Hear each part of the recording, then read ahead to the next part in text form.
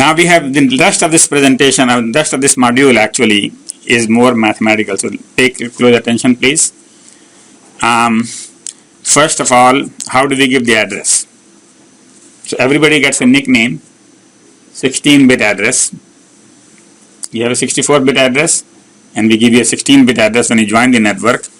So there are two ways we can give it to you. One is by distributed method, and second is stochastic. Distributed method is what I'm going to talk first. And this is good for the tree structure. It cannot be used with mesh. So if you have a tree structure, then we use this.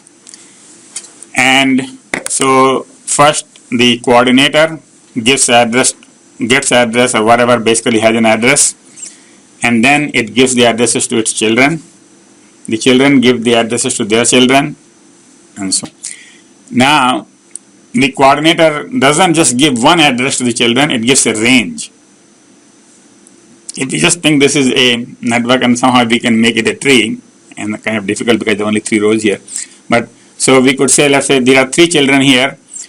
I give a range to one, range to second, and range to third one, and then now they have to manage their tree, their subtree.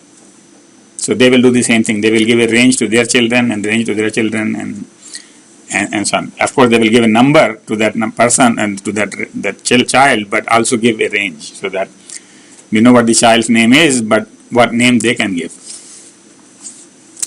And some people did some real mathematics and they came up with this formula. Okay, and it will become clear what this formula is all about. But basically, how many children you have? C. You have to have 3 parameters. L, the depth of the tree, maximum depth of the tree, maximum number of children C, and maximum number of routers R. So for any network, we will figure out what is the L, C, and R, and if we know L, C, and R, then we compute S, where S is the spread, and actually it's the range at depth D, where depth is in the basically in the tree, how deep you are. So SD is, if R is equal to 1, then it is very simple, which means if there is only one router, then there is no problem. You just have, sequential number kind of thing. However, if R is greater than 1, then you have to do C times R raised to L minus D minus 1 minus C minus 1 plus R divided by R minus 1. Now this is a complicated one. It's basically how it is derived is a little bit beyond here, but how it is used I will show you. So this is a tree and we want to assign the numbers. So we decided that the L is 2, means the maximum depth will be 2. Okay, there will be 4 routers, maximum children, and the children you can have is 4 actually. I think I have to put a 4 here. C equal to 3. Again, I will have to check this out. I think C should be 4, but it is 3 in this slide right now. So C is 3. If I put 4. What is C? Why do you think it is 4? It should be 4. Everybody has 4 children. I mean, here it is 4 children. And here can be up to 4 children, as I will show in the next slide. So let's just, so C is the maximum number of children. Maximum number of children per parent is 4. This has 4 children right there, actually. But anyway, if you put 4, let's say if you put 4, then 4 times 4, 16 minus 5, 11 plus 4 is 15 divided by 3 is 5. Right? Anyway, I corrected this slide and the next slide today. No corrections on this slide, but I corrected the next slide. But I didn't notice C equal to 3, so I will have to redo it. But let's just say that the spread comes out to be 4 as calculated here. If you put C equal to 3, then you get 4. Yep. C is the maximum number of children anyone can have. There is no limit in some countries, there is a limit in some countries, right? So, in this case, there is a limit. Alright? C equal to, yeah. So, what does this 4, that must be 5, what does this show? I mean, Okay, it will be clearer in the next one. Okay, here is the slide. So let me just go with the current. See, the thing is here, even though we showed 2 children, we could have 2 more. Because of the number 4? Yeah, we got the number 4. Right? So maximum number is 4. If 5th one comes in, they have to go to some other place. So basically, what happens is, if you calculated, so what we do is at the level 0, the depth is 0. This C, depth is 0. It calculates S0 by putting D equal to 0. This skip value S0 comes out by that formula 4. Okay? So then it gives its value at 10 plus 1, 11 to this one, and then it skips 4. 15 to this one, it skips 4. Gives 19 to this one, it skips 4. Gives 23 to that one. Right? And 11 also knows that maximum number of children is 4. So it basically knows that I can give out, from my address plus 4 more. So the address of R1 is 11, 15, 19 and 23. We already saw that. Now R1 computes S1. Actually R1, R2, R3, R4, they do all the same computation. All they do is D equal to 1. Now they put D equal to 1 in the same formula and they come out with 1. Okay? Skip comes out 1. So it gives the first child 12 and the next child 13. This one gives 16 and 17. This one gives 20 and 21. This one gives 24 and 25.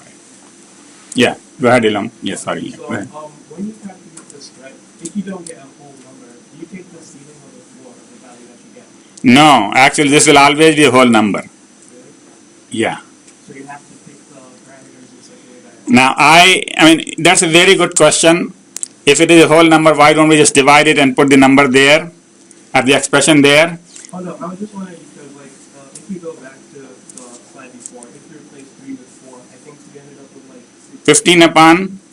Yeah, so if you make C 4, I think you'd end up with 16 over 3 or something like that. 4. No, it's 15. No. Oh, 15? Oh, yeah. Okay, I will tell you what. This is always this is always an integer number right now.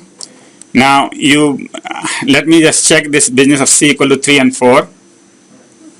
But he brought up another issue is that if you have if you put C equal to 4, then this comes out 16. No, it's 16. 15 by 3.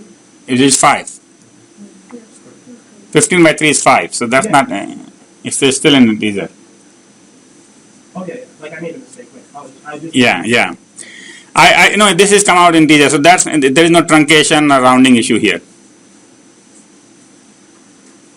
It's just that how do you count C equal to what? I mean, I was counting C equal to 4, but then I noticed C equal to 3 here. So the only thing I added this picture is so that you can see that we can have 4 children. I mean, C already has 4 children. If the 5th router came, it cannot accept. The router overhead cannot have 4 children. The router can have 4 children. No, this is the sentence. Oh yeah, 3 children. Sorry. Let me say what I did wrong. Actually, the router cannot have more than 3 children because 15 is already assigned. So it can have 12, 13 and 14. 16, 7, 19 is already assigned. Okay, so this figure needs to be corrected. Everybody sees the error? Right?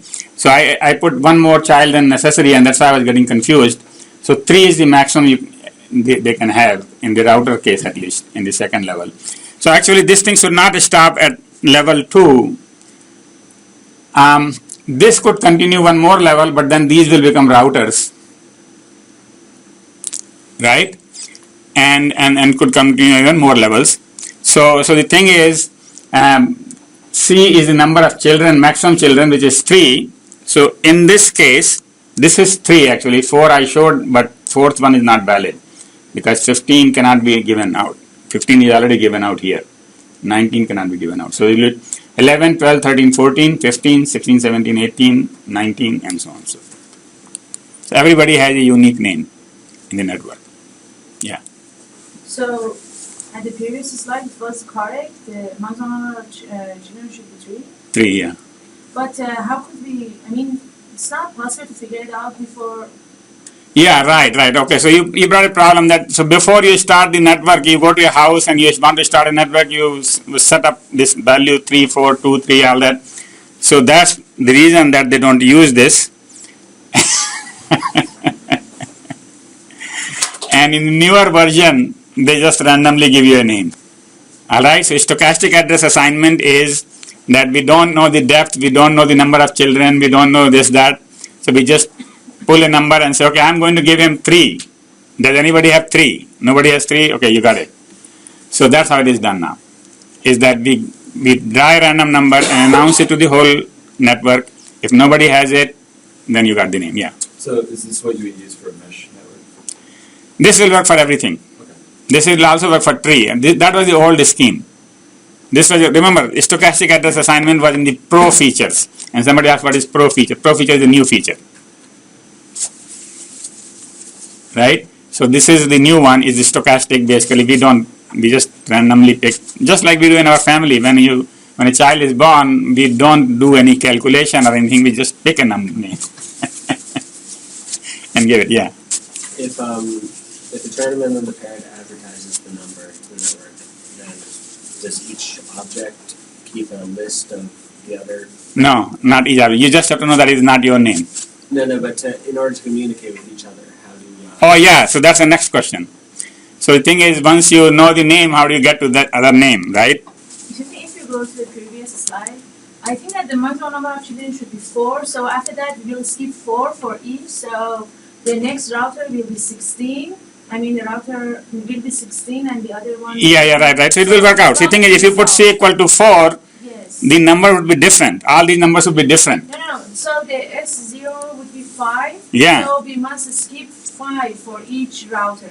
So the router number 2 would be 16. Yeah. We shouldn't conflict with the children of router number 1, so it makes sense. Right. So there are 2 ways you can fix this thing. Either I put C equal to 4 here and change all these numbers, It will be 5, there's 0. right? And that will work out. You already saw that, right? Or I leave this as it is and just delete one of these things here and it is already fixed. I just delete one of the dotted circles. We should also remove the router number 4 as well. So always consider. And so you go down. The router number 4 actually was in the R equal to 4 somehow. It was not counted as a child somehow, so that was there. So the thing is, 2 things. First of all, the previous version of the slide that you have was incorrect. There actually skip was 6. And I don't know how we got a skip of 6. So I corrected it to belong to a skip of 4, but then I made this diagram to clarify as to what this is, and then the diagram is incorrect. Okay, so I think the minimum fix, and I will go with that one, is just remove one of these circles and you're done. Instead of 2 dotted circles, there is only 1 dotted circle. 1 more can come.